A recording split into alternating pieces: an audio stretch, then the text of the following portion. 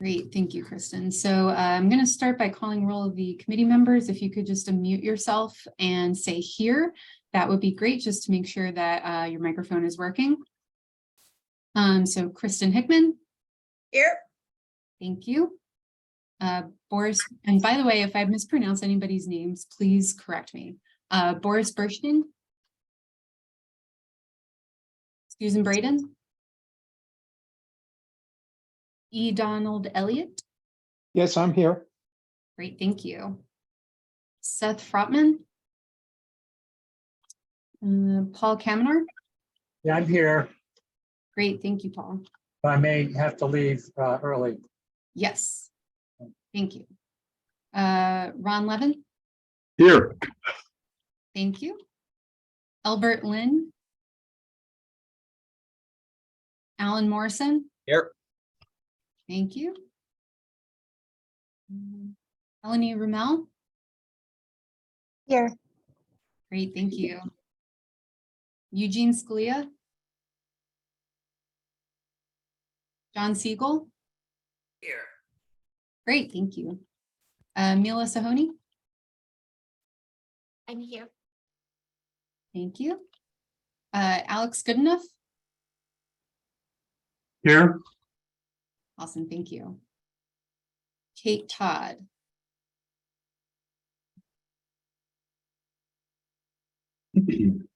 Allison Zeeve. Is there anybody on the Committee of Judicial Review whose name I have not called? Betty Jo Christian. Thank you.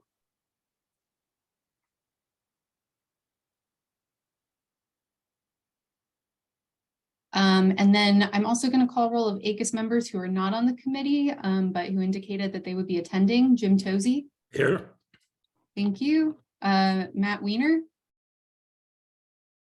Yeah, okay. Is there anybody who is a member of ACUS not on the committee whose name I did not call?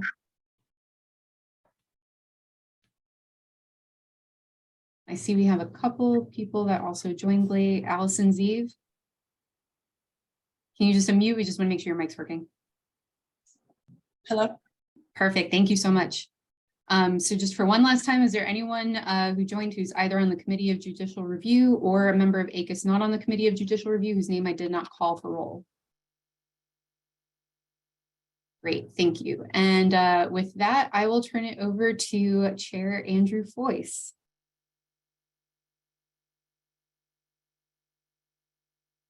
Thank you very much, Kaja. Good morning, everyone, and thank you for joining the meeting this morning and for your service on the Judicial Review Committee or your interest in it if you're not actually on the committee. A special thanks, of course, goes to our chair for her many contributions to this committee and to ACUS. I've been chair now for a little over 6 months and have been learning so much. My main takeaway is that ACUS is blessed with a membership and a staff of remarkably accomplished and dedicated people who consistently generate top quality products to improve how government works. This committee doesn't have a recommendation to present to the plenary session next week. And in general, we probably do not present as much material to this committee as we do for the other 4 and as we should. That is at least partially due, we think, to the nature of the subject matter of judicial review. But today we'll be asking you to do 3 things. The first is to consider an idea for a project for you that Jeremy will be presenting. Next is we ask you to please share any suggestions you might have for other projects ACUS should consider undertaking, especially within this committee's jurisdiction. And finally, we will be reviewing with you 3 ongoing projects related to judicial review and value your input in those. So thank you very much again, and I will turn things over to Kristen. Thanks so much, Andy, and thank you for taking the time to be here. I need to start off by reminding everyone of our standard meeting protocols. Please remember that only ACUS members, and that includes government members, public members, senior fellows, liaison representatives, and special counsels as well as their designated alternates, whether or not they're on the committee, all have full speaking privileges. To avoid background noise, though, I'd ask that you keep your microphone on mute and either use Zoom's hand raise feature or add a comment in the chat feature if you would like to speak. I will then call on you and you can unmute yourself, and please then remute yourself when you're done. I would also ask that ACUS members and their designated alternates use the webcam to the extent that they can to facilitate conversation. Although I also recognize that with everybody using webcams, sometimes for some people that can cause connectivity issues. So just everyone do your best, please. With respect to attendees other than ACUS members and alternates, participation requires the unanimous consent of the committee members.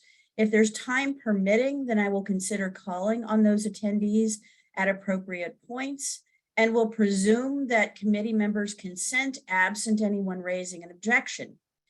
If any such participant would like to speak, again, please indicate as much in the chat feature or by using Zoom's hand raise feature and wait to speak until I can call on you.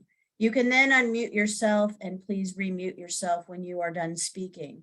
For all participants, please use the chat feature only to indicate that you would like to speak, or for committee members and their alternates, if we have any votes for any reason, to vote when you're asked to do so. Please do not hold any sidebar discussions or put substantive comments in the chat feature. It can be distracting from the conversation and hard for all of us to keep track when there are two different conversations going on at the same time. And moreover, I'm not sure that what goes into the chat feature gets recorded, and this meeting is being recorded. Let me ask, for purposes of keeping track of who is who, there's one person who is only listing on my screen at least as a phone number. It's with a 202 area code and a number that ends in 1280. Could you please identify yourself so I know who you are? Hi, this is Kate Todd. I'm just having trouble being unmuted. Sure. Thanks so much, Kate. I appreciate it. And it may well be, given your difficulties, that you decide that you're not going to participate, but should you be able to do so, I'm glad to know who you are so I can call on you appropriately. Thank you. Terrific. Anyway, Thank you. okay. With that, I'm going to turn over the discussion for our first item of business, considering a project proposal to Jeremy as well as Kaja. So please go ahead, Jeremy. The floor is yours. Great. Thanks, Kristen. Good to see everybody this morning. So the topic that I'd like to propose to you all and get your feedback on is unreasonable delays. The APA directs agencies to conclude matters presented to them in a reasonable time, and in addition to directing courts to hold unlawful and set aside certain agency actions, it tells courts to, quote, compel agency action unlawfully withheld or unreasonably delayed. Similar authority exists under the Mandamus Act and in some cases, perhaps under the All Writs Act. Plaintiffs have relied on these provisions in many contexts, asking courts to compel agencies to take lots of types of actions, and have achieved varying success in doing so. In the DC Circuit, at least, courts use a 6-factor test set forth in Track v. FCC in 1984 to determine whether a delay in agency action is unreasonable. Anecdotally, there's been a fair amount of litigation in recent years in which parties awaiting adjudication, particularly in backlogged high-volume programs, have relied on the APA, Mandamus Act, or similar authorities to request that courts compel agencies to decide their cases. Several professional associations, for example, have published guides to assist attorneys in filing immigration-related delay actions in federal district courts. Based on my quick and highly unscientific analysis, district courts nationwide seem to be deciding between 1 and 2 dozen unreasonable delay cases each month. The majority in recent years involved the various immigration agencies, but there have also been claims involving veterans benefits, Medicare appeals, Social Security claims, etc. ACUS traditionally doesn't make recommendations to individual judges, of course. So what might a project look like in this space? A project could look at claims of unreasonably delayed actions, including rulemakings, or it could focus more narrowly on adjudications or some subset of adjudications. It might look at the prevalence of those claims, how courts consider them, the rates at which plaintiffs are successful, consistency among district court judgments under the current regime, and the types of remedies that courts can provide in such circumstances. As appropriate, a recommendation might address potential reforms in the law to clarify A, the duty agencies owe to applicants or other parties in agency adjudications to conclude matters in a reasonable time, B, the standard under which courts should consider claims of unreasonable delay, or C, available remedies, or all of the above. I'll just end by noting that ACUS addressed some of these questions in a 1978 recommendation called Time Limits and Agency Actions, but has not, to my knowledge, revisited the subject since then, and certainly not since the DC Circuit announced the track factors in 1984. So I will open the floor then to thoughts or responses. Okay, again, if you would like to weigh into the discussion, then please raise your hand or signal using the raise hand function or signal me in the chat. Jeremy, could you, let me ask the question. Sure. Could you elaborate, and then I'll call on John Siegel. Could you elaborate a little bit about that 1978 recommendation and what all it addressed?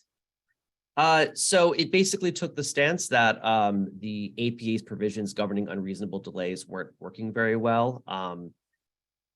Under various statutory regimes, Congress had imposed time limits on agency actions, issue a rule in X amount of time, decide a case in X number of days, those sorts of things. That recommendation looked at those provisions, weighed in, and sort of devised principles for when time limits in statutes would be appropriate and when they might be inappropriate. Good to know. John, go ahead, please. Thank you. It's an interesting topic. I just have a couple of preliminary thoughts. I mean, one is you mentioned cases where people are complaining that they're in a queue that's very crowded with other cases. I don't know a great deal about this area, but the one thing I remember is, isn't there a well-known decision in the FOIA area in which, and there's a case where the statute specifically says agencies are to respond within 10 days, and they can only give themselves an extension of another 10 days. So they're supposed to decide FOIA requests in 20 days. And yet when someone went to court and said, it's been months and I have no decision on my FOIA request, I forget which circuit, I think DC, they said, well, we're not going to order the agency to move you up in the queue because that would just disadvantage everybody else in the queue.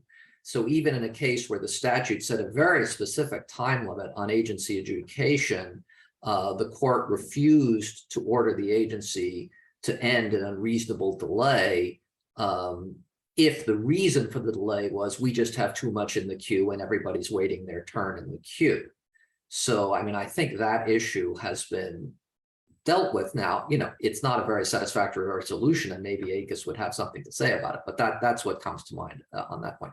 And then the other just sort of general reaction I have is, I think we want to think about who the recommendation is to. As I think back over our recommendations, how often do we say, is the idea that the recommendation would take the form, here's how courts should implement the unreasonable delay provision, because I think, more frequently our recommendations are not, here's how courts should interpret this piece of statute. It's more like, here are best practices and here's how we could improve the process of judicial review. So I think we just want to think carefully about who the recommendation would be to. Thank you, John. Allison Zeven. Well, to first pick up on John's comment about FOIA, I would suggest that if we proceed with this project, we not include FOIA in the scope of the research, because judges sort of universally don't like FOIA, similar to agencies. So the deadlines are meaningless. We even had cases where the agency granted expedition and for a FOIA request, and the court didn't care that nothing came, like there was no expedited treatment.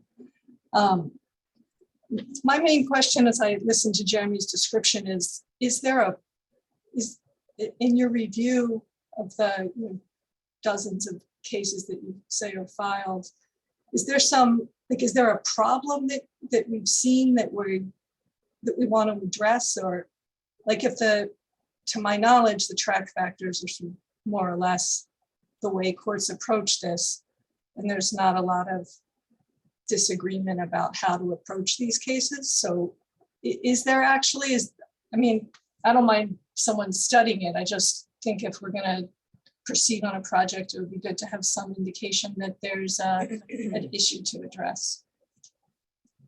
The problem as I see it, and again, this is a highly unscientific analysis, so perhaps the research bears it out differently. You have lots of people who are waiting for decisions in cases, predominantly in the immigration area, but not exclusively, also in several other benefits regimes. They are then turning to the courts, basically demanding that agencies decide their cases. And I think quite often losing, meaning they're receiving unsatisfactory results and perhaps clogging up the courts with cases that they were never going to win anyway. I imagine that's not an optimal regime for agencies, for courts, or for litigants who want their cases decided. So the problem, as I would see it in the adjudication area, is just that I don't know whether it's a problem that courts don't apply these things consistently, that litigants don't understand what their rights are in courts, but that is what I would see as the problem in this space. And then just to follow up, I'd say that it may be a project worth doing, but we should keep in mind that it might turn out that it's less about judicial review and more about recommendations for agencies that are getting so far behind in processing all this stuff. So Alan Morrison is next in the queue, but let me make one observation / raise a question myself. It strikes me, and John and Allison both have sort of alluded to this somewhat. It strikes me that in some instances, agency delays are directly attributable to, two different sorts of resource questions. One being a congressional appropriations issue. The agency just isn't given enough funding to pursue the mandate that it's been given. Another being a resource allocation issue at the agency level, where agencies have multiple things they're trying to accomplish and they have to allocate resources among all those things. And perhaps one of the reasons there's a delay in one particular area is because the agency has chosen to prioritize other things. Of course, we know that courts are not in a very good position and very, very reluctant. In fact, they pretty much refuse to weigh in on either congressional appropriations issues or resource allocation issues. So I guess the question I have is, in looking at the cases that you have looked at, Jeremy, have you seen a subset of cases that suggest that there is a third box that we might address? Because I'm not sure that I feel like our committee can weigh in very well on congressional appropriations or resource allocations. Maybe we can, but I guess it's more that third box that I'm not sure what fills it that I'd be curious about. Yeah, the problem as I see it, it looks like thousands of people are looking to the courts to police these sorts of questions. And I think there's sort of a consensus that's emerged over time that the courts are not very good at policing these sorts of decisions. So if there's any reform in this area, it's probably directed more towards Congress, towards clarifying the role of courts in providing oversight over sort of backlogs, you might say. So that might be a direction. We've had recommendations in the past that are aimed at suggesting things for Congress to do. So that may be a direction for this project to go. Alan Morrison? So I have 3 comments. First, Jeremy suggested both the individual adjudication as in the mainly, I think they're mainly asylum cases. Is that right, Jeremy? Yeah. Correct. Asylum and because nobody's complaining about the backlog in deportation cases.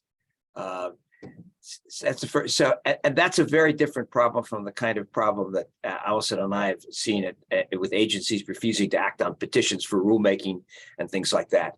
And so I'm not opposed to putting them in, but they seem to be entirely different kind of problems. Okay. The second thing is, I haven't looked at it in a while, but for many years there was an issue about which court, the district court or the Court of Appeals agency, unreasonable delay should go to. And I don't know whether that issue has been resolved satisfactorily, but if not, it's certainly worth something taking a look at anyway.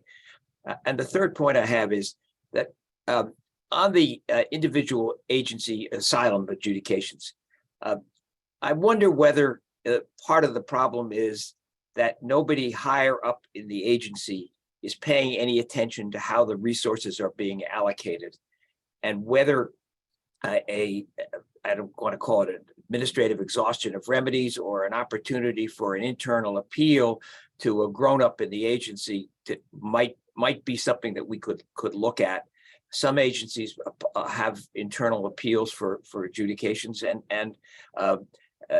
but it makes you wonder whether anybody knows what's going on and whether anybody's focusing on this at all, and whether we would recommend a formal structure for that, or simply an idea that the agency should take a look at it, consider it. It may be worth something thinking about. At least I don't know whether it'll come to a recommendation or not. But as I was sitting here listening to it, it seemed to me to be that that's a problem. And I know that there are these asylum adjudications are coming up all the time, and the judges just have to deal with them. They order show cause why they won't do it, and there's a resource problem. Anyway, thank you.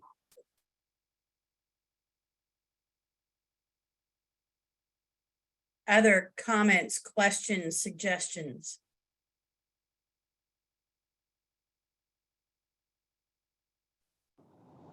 Hi, Kristen. It's Eleni Ramel. I couldn't figure out Go how to ahead. write my hands, except to actually. Please go ahead then. So this comes up in our court quite a bit. Our court's a little bit different. It's the Court of Federal Claims. So of course, it's money judgments, but it's where it comes up where, somebody has claimed money and it's sitting with a contracting officer, an agency, and then they, there's an extension, and it may be worth looking at sort of how the FAR treats this, because the FAR says it's deemed denied if there's too much of a wait, and then they just come right to us. That might not be a great solution for everything, for asylum cases, things like that. But for these sort of business type cases or project type cases, that might be one way to, one suggestion.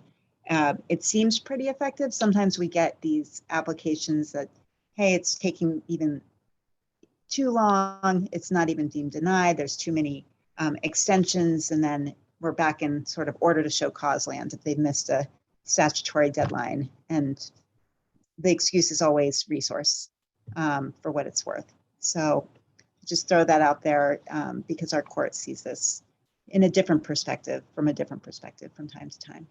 Hope that's helpful. Next in my queue is Don Elliott, to be followed by Boris Berstein. Don, go ahead. Yes, thank you very much, Kristen. In listening to the discussion, it makes me think that maybe we need to do a preliminary project to look into the area and characterize where the problems are, if there are problems, and come back with a specific recommendation. We did this recently in a project that a co-author and I did that went through a different committee. We did a short project just to make sure there really was an issue there that we could address. That was an Office of the Chair project, and I believe that there are several other instances that people brought to my attention of where committees have done a preliminary project to look into an area far enough to assure itself that there really is a project there. So I would recommend that might be a way of dealing with some of the issues that other people have raised. Thank you, Don. Boris? It just occurred to me listening to Judge Ramel that there may be an interesting question about what what default rule might be appropriate to any particular scheme. So there could be circumstances when deemed denied is the appropriate default rule after some time of non-decision. There might be other, might be other circumstances when a passage of time might trigger some sort of interim a right to seek interim relief or emergency relief, it may be more in the bailiwick of ACUS to not opine on allocation of resources, but try to make suggestions about how circumstances when resources are lacking are dealt with in different circumstances. You know, one additional thought that occurs to me as well, Jeremy, is, I think, as indicated, when we're thinking in terms of congressional appropriations or, resource allocation, other resource allocation issues, part of the problem, I think, with respect to the courts is the remedies are not immediately obvious. Judge Ramel and Boris both have suggested the possibility of, one possible remedy that might be reasonable in some instances. One thing that might be interesting would be to think about, and I'm not sure to what extent suggesting possible judicial remedies falls within our bailiwick. But on the other hand, that does strike me as if we could draw from existing cases to suggest a menu of possible remedies, beyond provide more money, that might make for a worthwhile project. Other comments, questions, or suggestions? Kristen? Yeah, go ahead. I think listening both to your comments and comments of others, that we might want to consider looking into the general area of remedies in administrative law cases. That used to be pretty cut and dry, but I think there have been a number of interesting developments. Remand without vacature is certainly one of them. There was a suggestion by the Solicitor General in the Supreme Court the other day that perhaps injunctions were not, to be routinely granted in administrative law cases. So I think that's a very, very interesting and important area. But again, I think it might be helpful to look into it first and get a sort of preliminary feel of what's going on. Both look into it and wait and see if the Supreme Court's going to say something about it. Ron Levin and then Paul Kamenar. We, of course, did a project on remand without vacatur and recommended guidelines. And so that is a matter of record. Apparently did not impress the SG in the recent discussion, but nevertheless, that's our position. Now, on the broader point, there are a lot of issues. Well, and there's also the specific issue that's now being kicked around at the Supreme Court level, and we'll see what the Supreme Court has to say. On the broader question of remedies, the same article, law review article in which I wrote about remand without vacatur, surveyed a variety of other remedies issues. There are a lot of them out there. Many of them unresolved, but I guess we can look at it in a future project if we put our minds to it. Paul, go ahead, please. Yeah, hi. I just want to comment on that remand without vacatur. Yeah, we did do that recommendation. It's 2013-6, and it was entitled remand without vacatur, but it seems during that oral argument the other week, last week, the U.S. versus Texas, the Solicitor General did indicate that that's what they think the APA requires under 706.2, where it says to set aside agency action that's arbitrary, capricious, and contrary to law. And she said, literally, it means to set it aside, not to vacate it nationwide. And that's what got Chief Justice Roberts commenting that when he was on the DC circuit, they would do vacay, quote, 5 times before breakfast, end quote. And which he says, well, you all got it wrong. He commented that was wow, he said. So it's would I think have to be looked at again, depending upon what the court rules. But the SG was kind of picking up what we recommended, that it's an equitable remedy, remand without vacatur. But obviously that's contrary to what the practice was by most of the DC circuit cases. And by the way, I'm going to have to leave, unfortunately. So thank you very much. Thank you for joining us for as long as you could, Paul. Allison, please go ahead. I wanted to speak in favor of not doing a recommendation on research on remand with vacatur. The dispute between the SG and private litigants is about whether the APA gives the power to vacate, and the SG's argument is based on its view of the meaning of set aside and some sparse legislative history. And I'm just not sure what we could study about it or recommend. Like, we recommend reading the language the way the SG does, or we recommend not reading the language the way the SG does.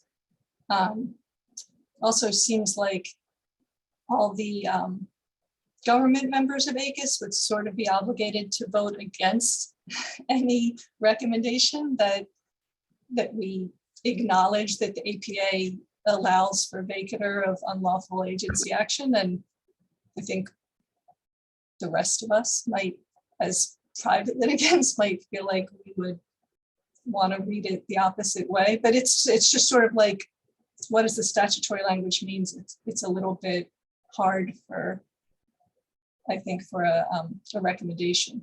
There's also a ton written about it now, because although it didn't necessarily have to be raised by the SG in the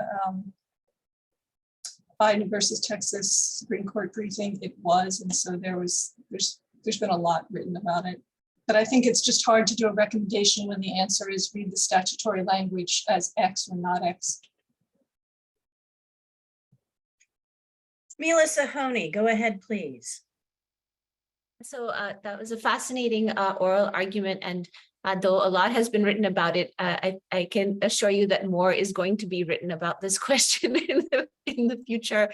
But I was more just raising my hand to say to Donald Elliott that there's also this project that I've been working on with Zach Clopton and with Jed Stiglitz, which is, I think, Jeremy, you can correct me if I'm wrong, but it is not directed at forming a recommendation, but its purpose is to investigate for the benefit of sort of ACUS and its members and the public, the views held by federal agencies of nationwide or universal forms of relief.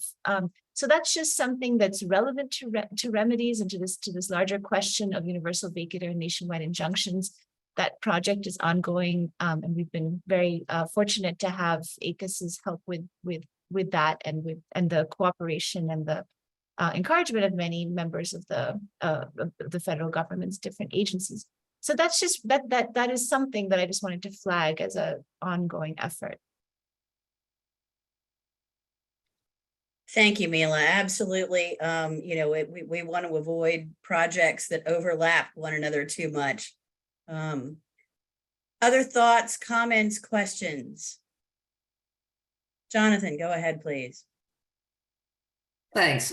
This isn't a project suggestion, but I just thought the members of the committee would be interested to know that I've received inquiries over the last couple of months from a Judiciary Committee staffer in the Senate who's working on a bill to implement the last recommendation that came from this committee, the clarifying access to judicial review recommendation. And I think he's also been in touch with Ron Levin. So I just thought people would be interested to know there is something kicking around in the Senate. I mean, I don't think it's the top priority for the lame duck session, but they are working on it.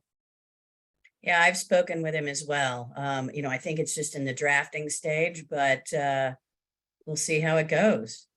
It's always nice to hear that our work is relevant to real world actors other than ourselves. Other comments, questions, or suggestions about this particular project proposal before we move on to see if anyone has any other suggestions for other projects, whether that by this committee or otherwise.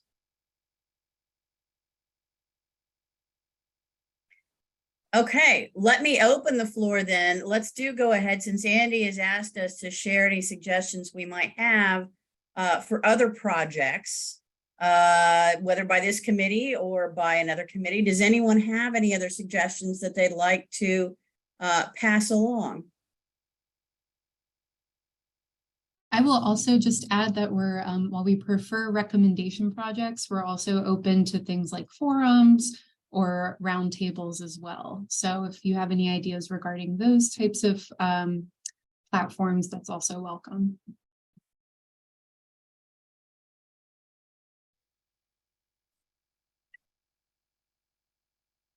Of course, I think it goes without saying, but I'll say it anyway.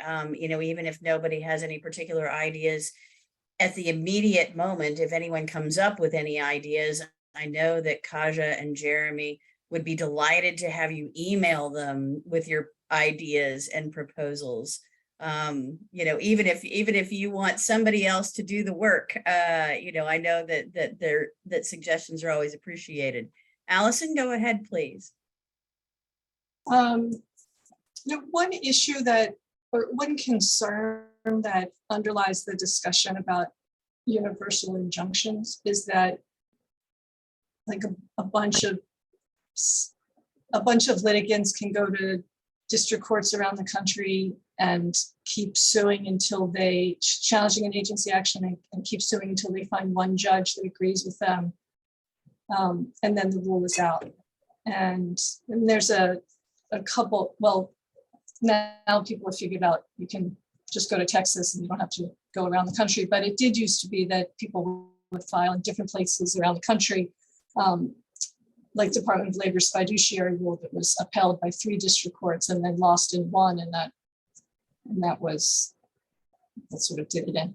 So people have suggested some different ideas that I think are just sort of thrown out there without, well, maybe there's more discussion about it than I realize, and maybe some of the professors would know more, but I wonder if there's room for a consideration of ideas for doing something more like with OSHA, where there's you have a certain number of days to challenge a new standard, and then they all get channeled to one court,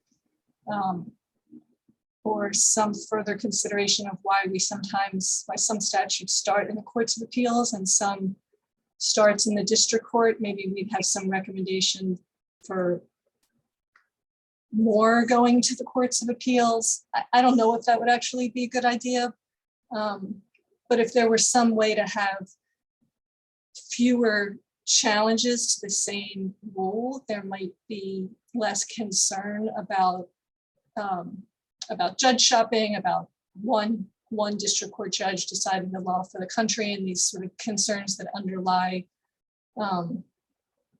some of the criticisms about having a nationwide injunction. Ron Levin. Thanks, Kristen. First, I will just mention in passing, I'll confirm what John Siegel said about consideration of the bill that our committee recommended to Congress. I've had some conversations, but things are very tentative. I can't say more at this point, but things might happen. On the point being raised, I've been giving some thought to problems in this area. And also, by another digression, Allison wrote a really fine brief in the Texas case, which I would commend to people's attention if they're interested in that issue. So I think the forum shopping issue is real. And part of it, I think, is a question of how readily universal injunctions are granted by courts. I don't know that we can advise them doctrinally on that point. Another related to it is The question of how often they grant stays. That's an important part of the controversy, but I think also one that ACUS would have trouble addressing. One possibility, though, would be to think about some kind of statutory structure for moving cases out of district court that may have been, where the court may have been chosen expeditiously, or at least one that other people would be very unhappy about. And we do have the rates of the courthouse structure, which applied in the recent OSHA case and which originated from ACUS years ago, where there are competing petitions for review from different courts of appeals, in courts of appeals. That doesn't exactly work where the controversy is coming from people who don't want, who are opposed to the challenge at all, right? So it's not the same as where you have two challengers in different venues. It's people who are challenging a rule and people who support the rule. I don't know that they can use the race of the courthouse structure, but there might be some way to encourage changes of venue by somebody, some kind of appeal from a filing in a district court where it seems expeditious to a court of appeals. Maybe the judicial panel on multi-district litigation can get involved. It seems at least conceptually possible that there could be a statutory structure here that would be within the competence of ACUS to recommend. And so that's something that might bear some thought as one possible response to all of this. Alan Morrison? Well, along those lines, the other possibility I've thought about is going back to the old three-judge court statutes, which required any kind of an injunction against the federal law, but it was particularly federal statutes, required a three-judge court. And that could be done along with something along the lines Ron suggested. If there are multiple challenges are made around the country, and the three-judge court wouldn't necessarily have to be from the circuit, but it would apply. You would be precluded from seeking an injunction beyond the named parties unless you ask for a three-judge court, and only a three-judge court could issue, and then has a direct appeal to the Supreme Court, is what the law used to be until the Supreme Court got tired of hearing all these cases. But they now seem to be hearing them all anyway on stays and shadow calendars, shadow dockets. So, but I guess we're still awaiting the final report from Mila's group about the extent to which these are a problem. I mean, one thing we've learned is that it's not just against the Republicans, and it's now against the Democrats, and so it's an equal opportunity abuser. And so we have at least know it now that that's the case. Mila, can you tell us how you're doing on your report, or was that supposed to come up later in our discussion here?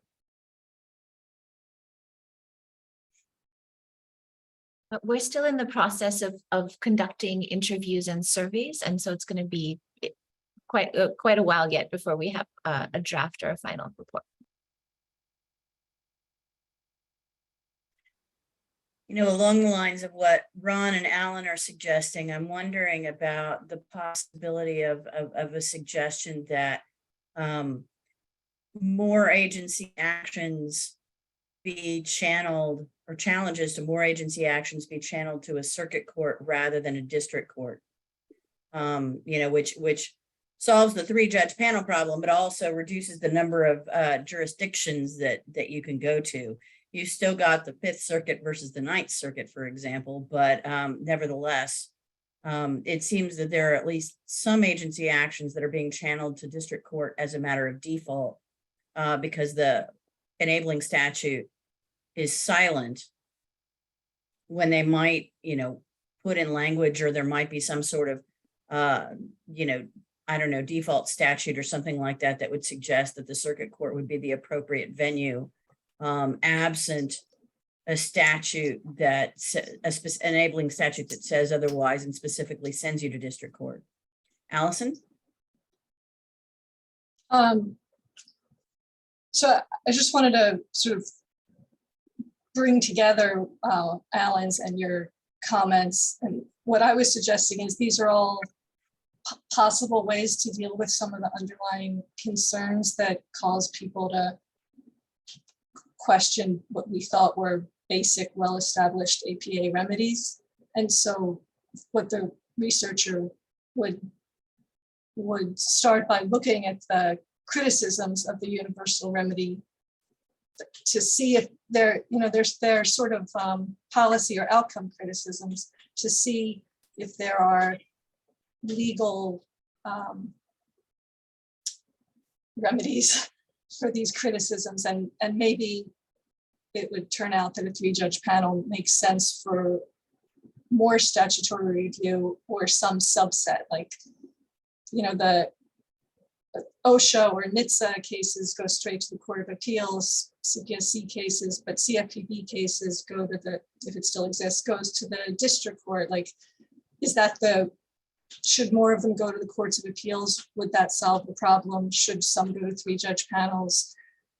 Should there be some NDL type, you know, something within the administrative office of the courts that channels cases randomly or assigns them, so you can't always file in front of your favorite judge in Texas or your favorite judge in San Francisco, for that matter?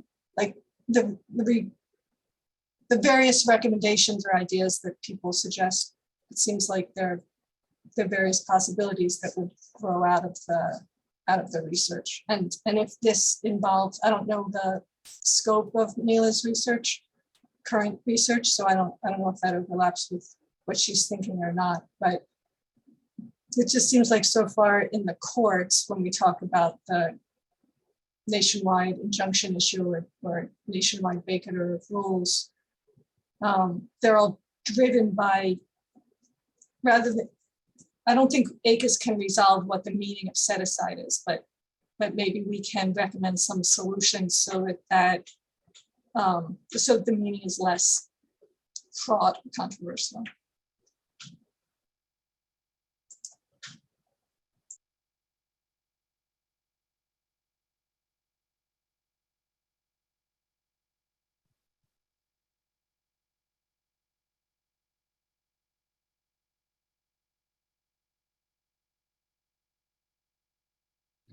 I think something happened to Kristen.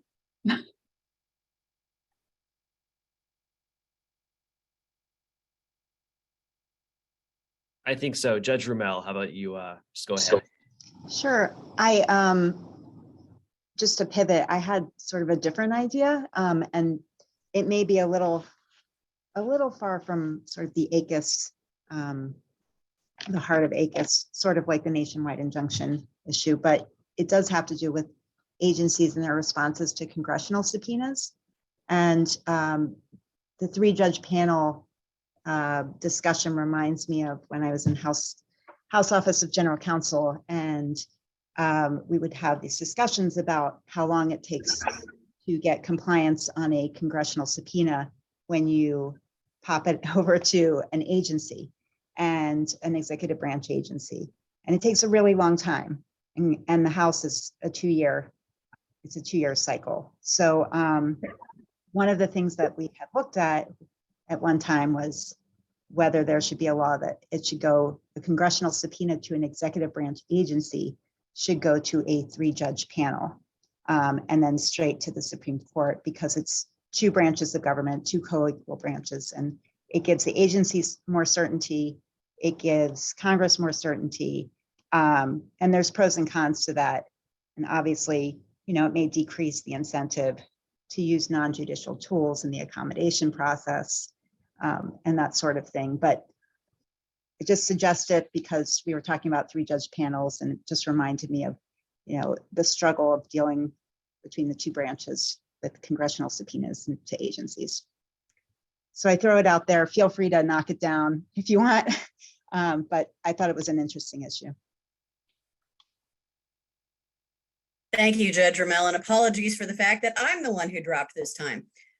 Anyway, we've got 10 minutes left, and I know the agenda also included, you know, Andy wanted us to have an update regarding ongoing projects.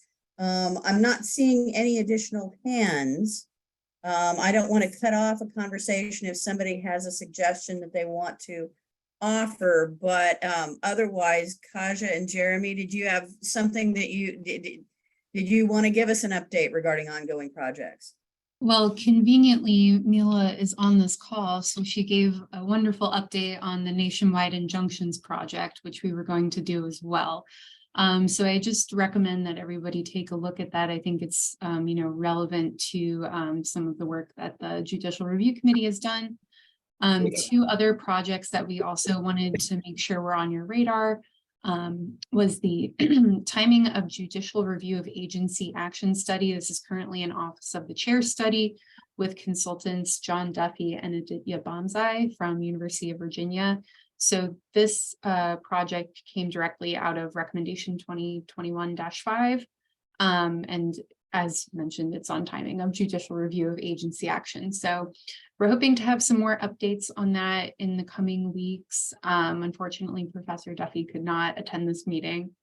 And then lastly, you may have seen in the member update that earlier this month, there was an amendment to the Federal Rules of Civil Procedure, which established supplemental rules for Social Security litigation. This amendment basically implemented ACUS's recommendation 2016-3 special procedural rules for Social Security litigation in district court, which was informed by a report prepared by Jonah Gelbeck and David Marcus.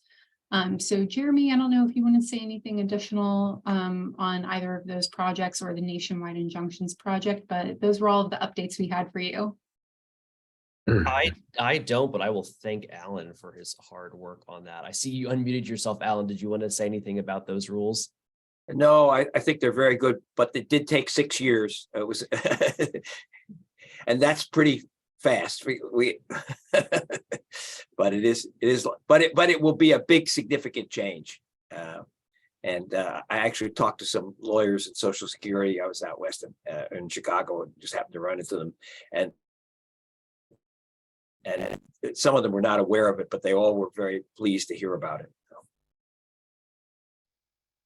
Okay, well, we've got 7 minutes or 6 or 7 minutes left by my count, but so let me just ask if anyone else has anything to add for the good of the order.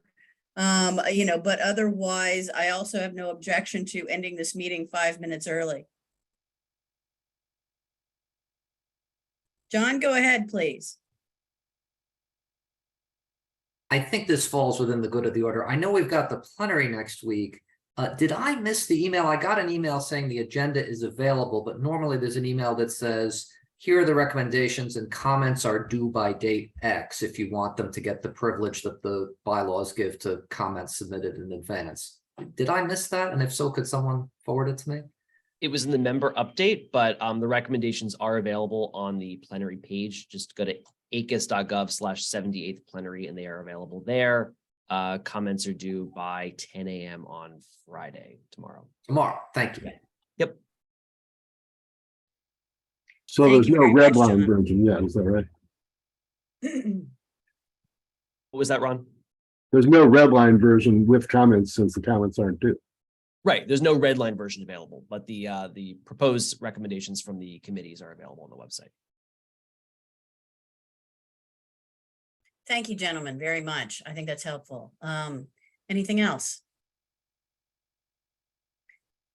Okay, then with that, I believe that, I'm just to wrap this up, I think this has been a very productive meeting. I want to thank everybody for taking the time to join us this morning and to share your ideas. And otherwise, I believe we are adjourned, and I will look forward to seeing everyone at next week's plenary. I won't be there in person, but I will happily see everyone online. And for those who are traveling, have a safe trip. Thank you, Kristen, and everyone. Thank you.